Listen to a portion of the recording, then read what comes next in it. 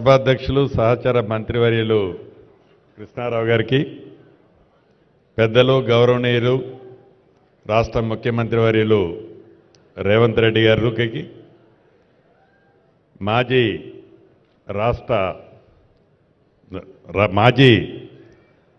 ఉపరాష్ట్రపతి గారికి వెంకయ్యనాయుడు గారికి, అదే రకంగా మెగాస్టార్ చిరంజీవి గారికి, ఉప ముఖ్యమంత్రి బట్టి విక్రమార్క గారికి, మా సహచర మంత్రివర్యులు కోమటిరెడ్డి వెంకటరెడ్డి గారికి, సిఎస్ గారికి, అధికారులకు, అదే రకంగా పద్మశ్రీ గ్రహీత తెలంగాణ రాష్ట్రంలో వివిధ కళల్లో సాధించిన 6 పెద్దలున్నారు. వారందరికీ, వేదిక మీద ఉన్న అధికారులు, వేదిక మీద ఉన్న ప్రేక్షకులందరికీ మనస్ఫూర్తిగా హృదయపూర్వక నమస్కారం. మొన్న కేంద్ర ప్రభుత్వం ఏదైతే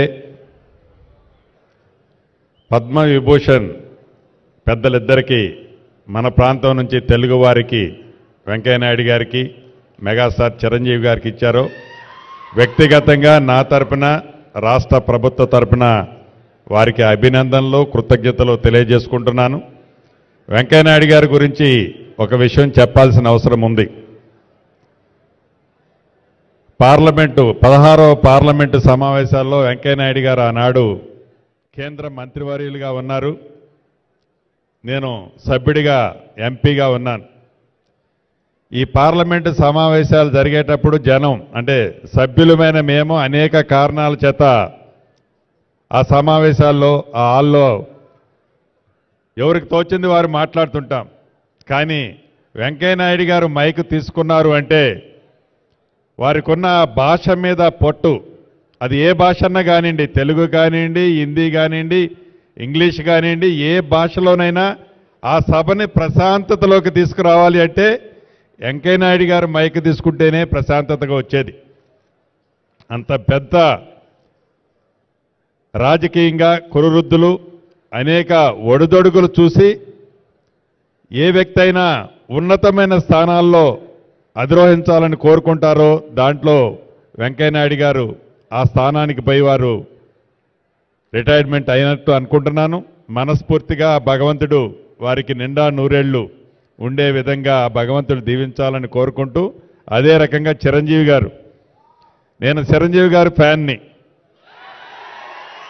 నా చిన్నతనంలో వారిది ఏ సినిమా వచ్చానో కూడా తప్పకుండా చూసేవాడిని. చాలా అద్భుతంగా వారు సినిమా రంగంలోనే కాకుండా రాజకీయ రంగ ప్రవేశం చేసి కూడా వారు కూడా ఒక మైల్ స్టోన్ టచ్ చేశారు. అదే రకంగా సంఘానికి కావాల్సిన మంచి, అంటే బ్లడ్ బ్యాంక్ లాంటి అనేక మంచి కార్యక్రమాలు చేపట్టి ప్రజలకి కూడా వారు ఎంతో ఉపయోగపడ్డారు. మనస్ఫూర్తిగా వారిని కూడా భగవంతుడు చల్లగా నిండా నూరేళ్లు ఉండే విధంగా దీవించాలని, పద్మశ్రీ గ్రహీతలు ఎవరైతే ఉన్నారో కళాకారులు, కవులు, వారిని కూడా ఆ భగవంతుడు మనస్ఫూర్తిగా చల్లగా నిండా నూరేళ్లు ఉండే విధంగా చూడాలని నా పక్షాన, ఈ రాష్ట్ర ప్రభుత్వ పక్షాన మనస్ఫూర్తిగా కోరుకుంటూ సెలవు తీసుకుంటున్నాను. Thank you.